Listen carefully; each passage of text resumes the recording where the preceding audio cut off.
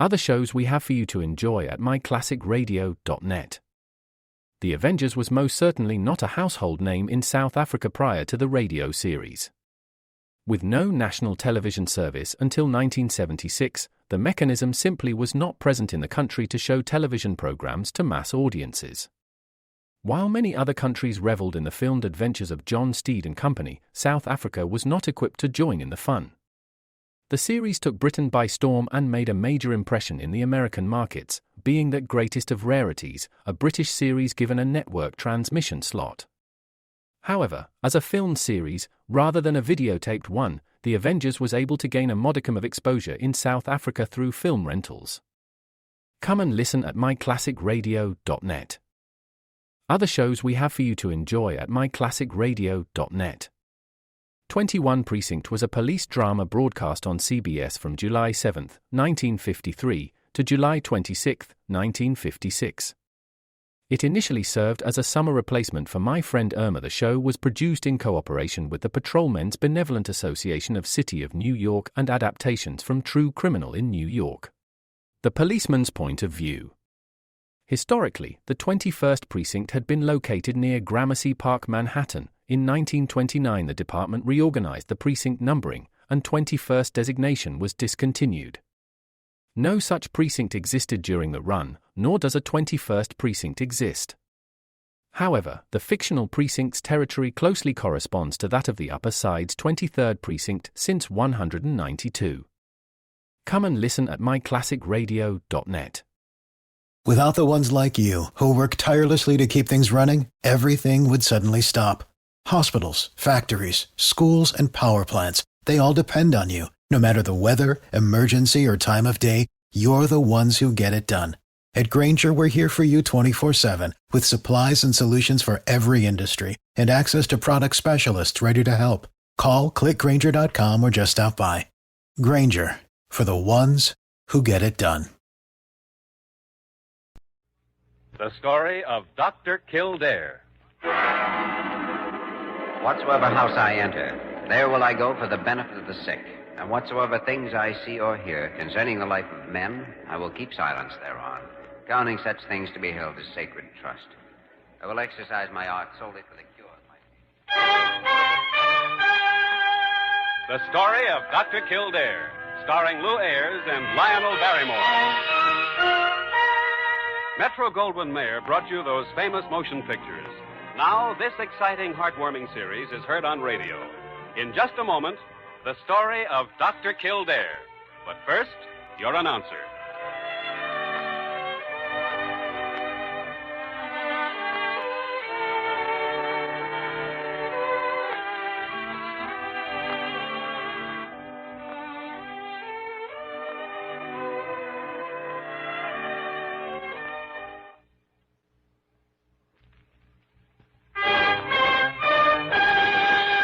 Now, the story of Dr. Kildare, starring Lou Ayres as Dr. Kildare and Lionel Barrymore as Dr. Gillespie.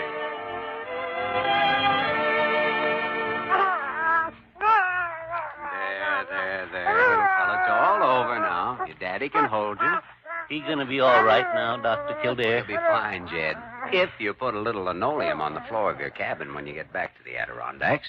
You mean he picked up some kind of germ playing on the wood floor? No, I mean he picked up a splinter sitting on the wood floor. Oh, that's all it was? So, Oh, young fellow who drove me down here is sure gonna be sore. He breaking up his hunting trip because of a splinter. oh. You got bus fare to get the baby back home, Jed? I got enough if I don't have to pay you right off. Well, it was major surgery removing that splinter, I got a couple of hogs fattening back home. I'll pay you as soon as I get them to market. Never mind, Jed. I'll take it out of your guide fee next season if Dr. Gillespie and I come up to do some hunting. Oh, that's sure swell of you. I'd like to say hello to Doc Gillespie while I'm here. Oh, good. You'll find him across the hall in his office. Meanwhile, I'll try to square things with the man who drove you down. Where is he? He's sitting on the bench in the next room. Said he'd wait until he knew the baby was all right. His name's Breverton. John Breverton. Breverton? Yeah. Sounds familiar. Played football up at that Harvard College. No, I was thinking of the name in terms of medicine. Well, you run in and see Dr. Gillespie. Well, thank you again, Dr. Kildare. Right. And don't worry, I'll send you your pay as soon as I sell my hogs.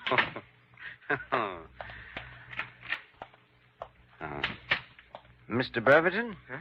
Oh, hello, Doctor. And just wanted to tell you that Jed's baby's all right. Huh? That's fine. Mm-hmm.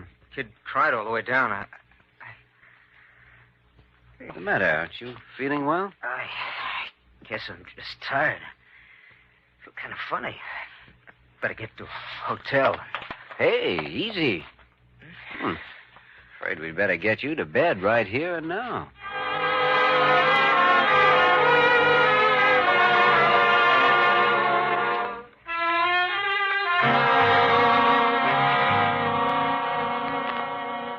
Look here, Dr. Gillespie. Infected area on the right hand. Oh, I'm sorry. It's ulcerated, too. Very tender and hurts him easily, and yet the infected area is unusually hard to the touch. Well, how about that thermometer reading, Parker? Or are you waiting for the patient to swallow it? Doctor, it's 105.2. Dr. Gillespie, this young man's been hunting up at Jed's place in the Adirondacks. And he's been drinking raw milk. But I'll bet it's undulant fever. We'll have to keep a close check on his temperature. But, Doctor, this ulceration on his hand... Oh, it's a simple boil. Has nothing to do with his fever. This fever, Doc, is it a pretty bad thing? Oh, I think we've caught it in plenty of time. But my father's a doctor. Oh? Out on the West Coast. Ralph Breverton. Oh, the neurosurgeon. I thought the name was familiar. You've heard of him, Dr. Gillespie. Oh, I've read his papers. Will you send a telegram for me? Ask him to fly out. You bet. I'll see it goes off right away. Oh, is Jed still in your office, Doctor? Yes, and we better have another look at that baby and tell Jed to have his milk cows checked. I want to ask him about more than that. Jimmy, are you disagreeing with my diagnosis? Not exactly. Not yet, but I don't think Mr. Breverton is suffering from undulant fever.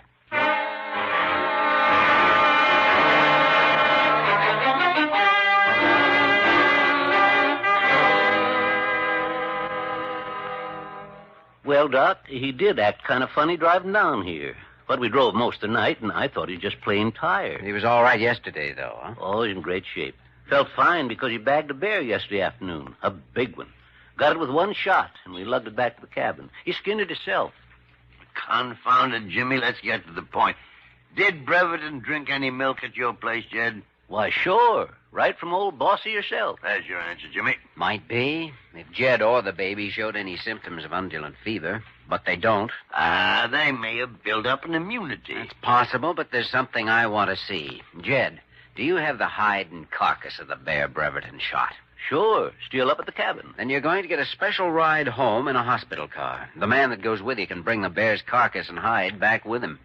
Breverton hasn't been drinking bear's milk. He's been drinking cow's milk. Doctor, I'm afraid Breverton's trouble doesn't come from anything he drank.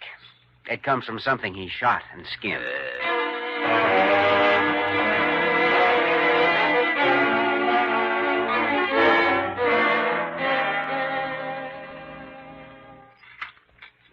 Something wrong with this microscope. It's not the microscope. What you're looking for just isn't on that slide. Then will you tell me what's on your mind? No, I can't.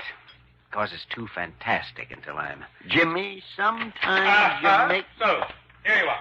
It's taken me long enough to find you, and I don't wonder that you've been avoiding me deliberately after what you've done. Dr. Carew, Never mind, Dr. Kildare. All I want is an explanation, although I'm sure you haven't got one, as to why a Blair hospital car has been sent to the Adirondack Mountains without my being consulted. I asked the driver of the car to bring back the carcass of a dead bear, an animal shot by one of our patients. Dr. Kildare, you are using a Blair hospital car as a taxi cab for a dead bear? Oh, that isn't so bad, Carew. I wanted to use it for hauling a live cow. Well, I don't suppose either of you has given a thought to the embarrassing position you have placed me in. I tell you firmly that this must never happen again. Oh, it won't, Carew. We may not have another dead bear around for months. Dr. Gillespie, I find your sense of humor most inappropriate. Oh. Most inappropriate. Yeah. Remember, Dr. Kildare, I warned you, in the future, you will consult me. Yeah. Good. Dr. Gillespie speaking.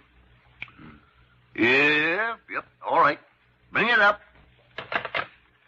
There's your bear, Jimmy. Huh? You better go and get to work on it before Carew sends somebody up here with a straitjacket.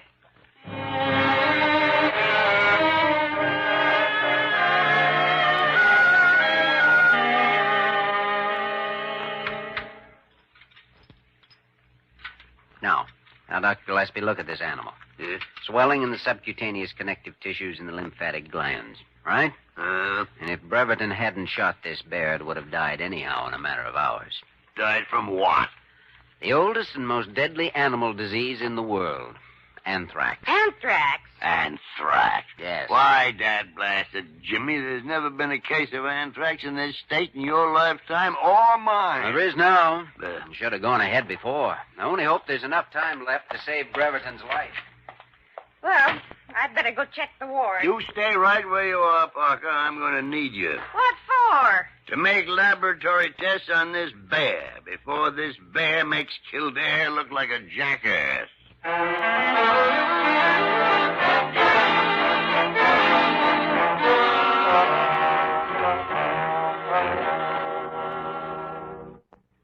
You sure, Doc? I never heard of anthrax hitting a human. It's rare. My hand doesn't even pain anymore. That's because gangrene is setting in. Immediate excision of the ulcerated area is necessary. You mean you want to operate? It's imperative. My father, you wired him? Yes. He's a surgeon. He should be here in a few hours. I'm going to be blunt, Breverton. If we wait an hour, that hand might have to be amputated. If we wait 3 or 4 hours, you might die of septicemia. You know your business, Doc? I think I do. It mightn't sound like much of an ambition to you, but I've always planned on playing pro football someday. I guess it's up to you whether I do or not. I'll buy what you're selling, Doc. Thanks. Hello, this is Dr. Kildare. Please prepare a room for surgery.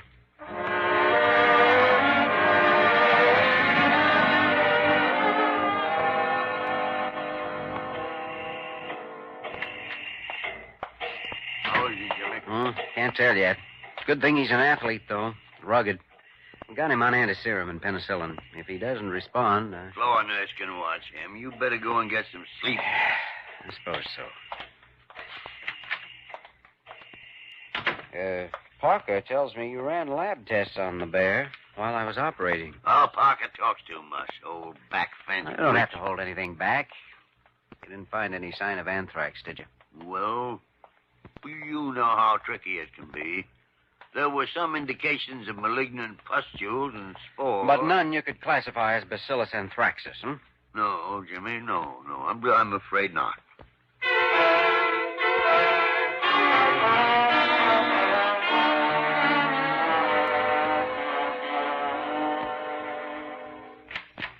Dr. Kildare, there's a Dr. Ralph Breverton to see you. Oh, that must be Mr. Breverton's father. I'll see him right away. Oh, Dr. Breverton, I'm Dr. Kildare. How do you do, Doctor? Your son is in room 311. I'll take you up there now. It won't be necessary for you to see him again. The Chief of Staff, Dr. Carew, has given me permission to care for my boy personally. What's on your mind, Dr. Breverton? I've been at the hospital for several hours, Dr. Kildare, since early this morning. During those hours, I have run laboratory tests on the animal my son shot. There is absolutely no trace of anthrax. Then the tests are not complete. They're complete enough, especially since there's never been a case of anthrax within 1,000 miles of here. You've made a very grave mistake. My diagnosis was and is anthrax. I'll stake my professional reputation on it. You have staked your professional reputation on it, Doctor. You did that when you performed surgery on that boy's hand without clinical proof. Good day, sir. Now, wait. Listen to me. Your son's life may depend on continuation of antiserum injections. For anthrax? You're being absurd, Doctor. Now, please let me run another series of lab tests. I'll prove it to you. That won't be possible. I'm satisfied with my own tests. And Dr. Carew ordered that all test tissues be destroyed.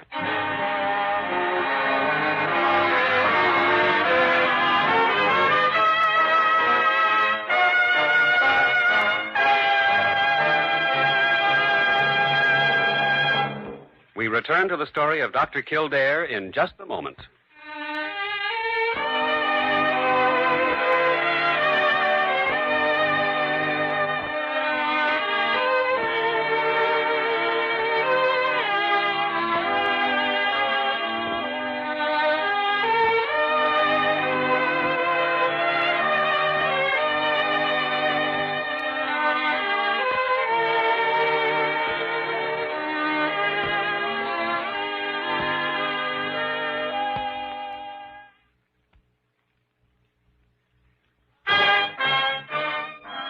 Now we continue with the story of Dr. Kildare, starring Lou Ayres as Dr. Kildare and Lionel Barrymore as Dr. Gillespie.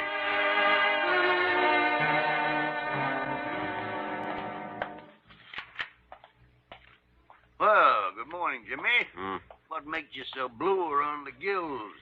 Dr. Breverton was just in to see me. Young Breverton's father? Oh, good. Isn't it time for us to be going up for a look at our patient? Dr. Breverton has taken the case out of my hands.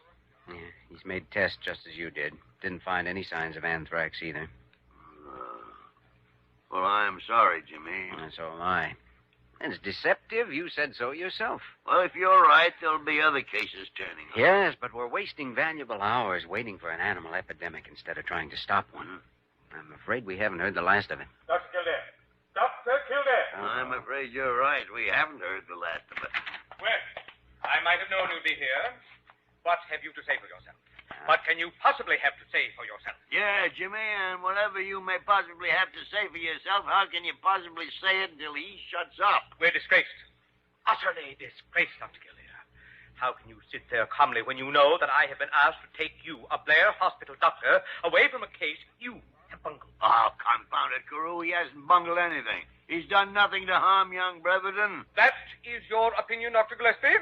I just know that Dr. Breverton is going to bring charges of malpractice. Malpractice? Malpractice, my epidermis. Dr. Kildare, I want you to know that everything you have done has been done without my knowledge and consent. I'm quite prepared to take the blame for anything I may have done, Dr. Carew. Well, Carew, that's all you want, isn't it? You're whitewashed. Now, suppose you just run along and leave us to our work. Very well, Dr. Gillespie. But you'll hear from me again. I'm not going to have this sort of thing.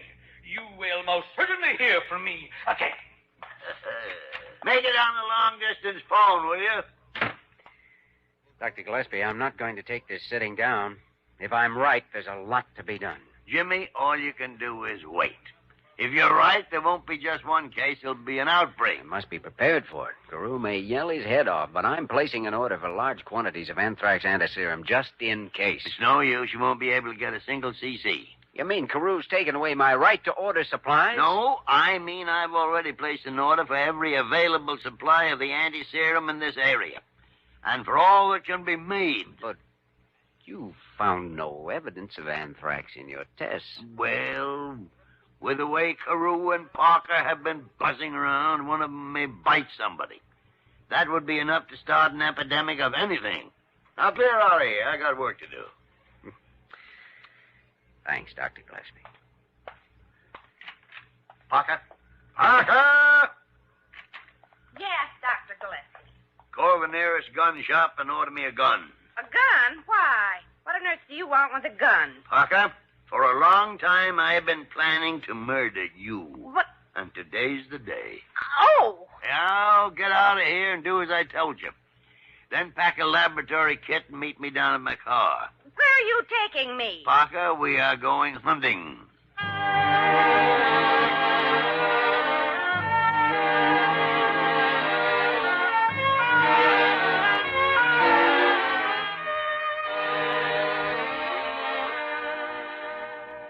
Well, Dr. Gillespie, I sure would like to be your guide, but I can't right now. Why not, Jed? Of course, I've been having trouble in the stock. Huh. I told Dr. Kildare I was fixing to pay him for taking care of the baby as soon as I sold my hogs, but danged if they didn't get took with something and start dying off on me. Dying from what, Jed? Nothing I ever seen before. 2 of them was dead when I went to feed them last night. The old sow kicked off this morning, and some of the others ain't too chipper. Parker! Parker! I'm right here, Doctor. Will you stop sneaking up behind me? Get busy. Get that kit out of the car and set it up in here. Yes, sir. Is it something serious, Doc? It may be mighty serious. You better send your wife and children away for a few days until we get this thing stopped. Well, what do you think it is, Doc? I'll tell you after I see those pigs of yours. Get one of them in here.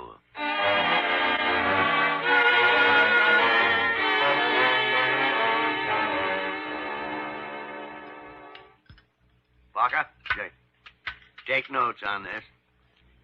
Blackening of the mucous membranes. Swelling of lymphatic glands. Yes, sir. Temperature 104.8. 104.8. Pulse and breathing unusually rapid. Unusually rapid. Excessive enlargement of the spleen. All right, Doctor. Now, let's see if those bugs are ready to come out in the open. Put a smear on this slide. Ready, Doctor. Yeah. Is it anthrax, Doctor? Now, what the devil did you think it was, Parker? Undulant fever? Well, you said yourself that it was... Oh, confound it, Parker. If you'd pay a little attention to your work, you wouldn't be hearing everything I said. I've got to get into the village and call the State Department of Health and get Kildare and the staff up here.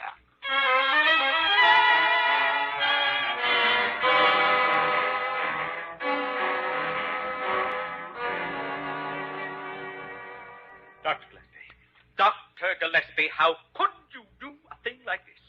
A hospital full of patients, and you have half my staff up here in the mountain. Carol, will you calm down until Dr. Kildare finishes studying those slides? Anthrax. Fact. I demand to see those slides myself. Carol, you wouldn't know bacillus anthraxis from German measles, unless the measles were wearing helmets. Oh, it's there all right, Dr. Gillespie. We're going to need every man we can get. Every veterinarian in the state will be here in a matter of hours. Good. They can start on the livestock. We better get busy with the people. All right. Well, if you're certain you're right, I'll help. Of course, after all, I am a doctor. Oh, Carew, I am glad to know that. Because I think you can save many human lives if you'll follow my plan. Well, thank you, Dr. Gillespie. What do you want me to do? Stay here until the veterinarians arrive, and then help them with the animals. Come on, Kildare. Jed has mapped out the area for me. We'll work together and send other doctors out and crews as soon as they arrive. Dr. Gillespie, you should have been a general. You mean instead of a diagnostician? Oh, no. I meant both. You I did.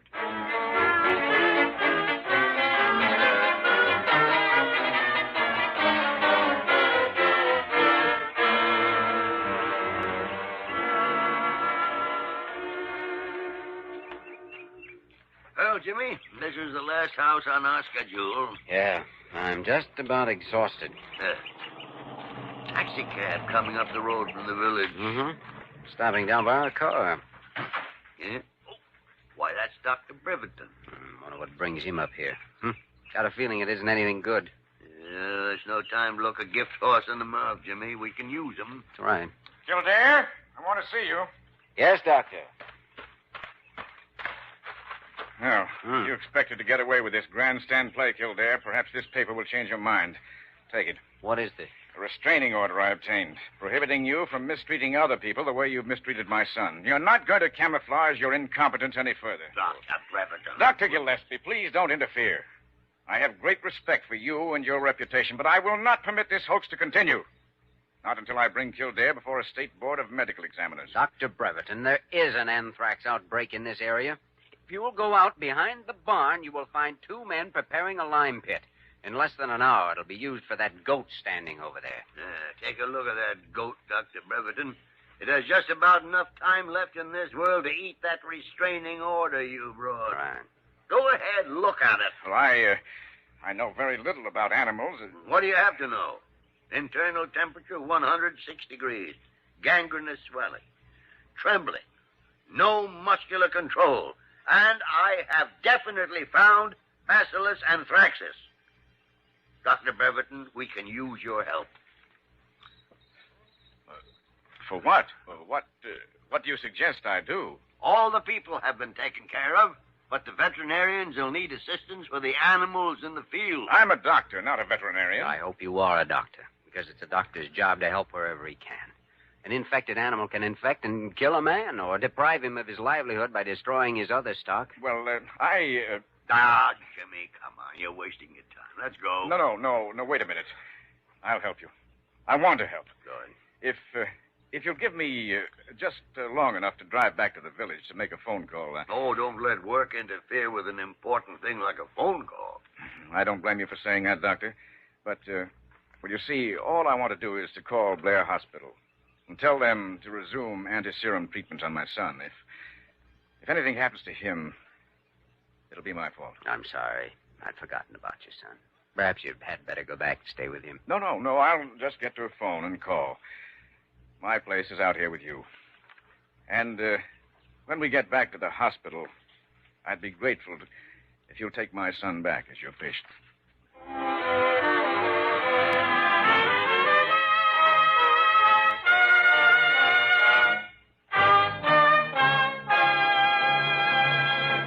In just a moment, we'll return to the story of Dr. Kildare.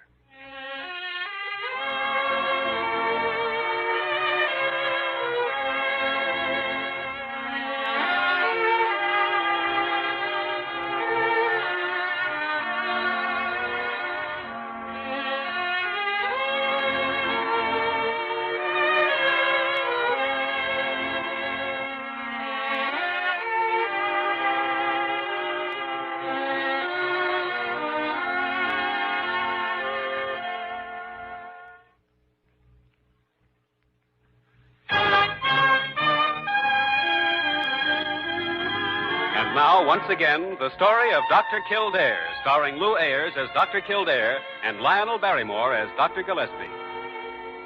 Well, Jimmy, there's still nothing new under the sun. Just an old thing that turned up in a new place. Might have been a lot worse if you hadn't gotten that hunch about going up to Jed's place. Well, you gave me the reason for going there. I thought young Breverton looked pretty good when we saw him. A little more rest and he'll be fine. He wouldn't have been if you'd hesitated and let that hand go for another hour.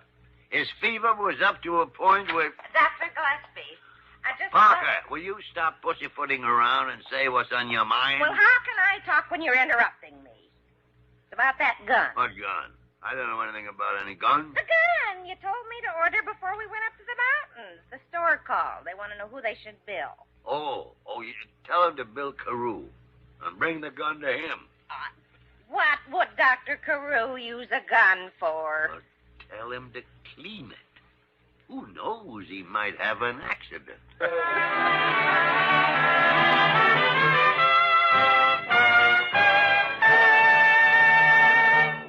You have just heard the story of Dr. Kildare, starring Lou Ayres and Lionel Barrymore. This program was written by Joel Murcott and directed by Joe Bigelow. Original music was composed and conducted by Walter Schumann. Supporting cast included Virginia Gregg, Ted Osborne, Will Wright, Tom Holland, and Ted Von Eltz. Bob Anderson speaking.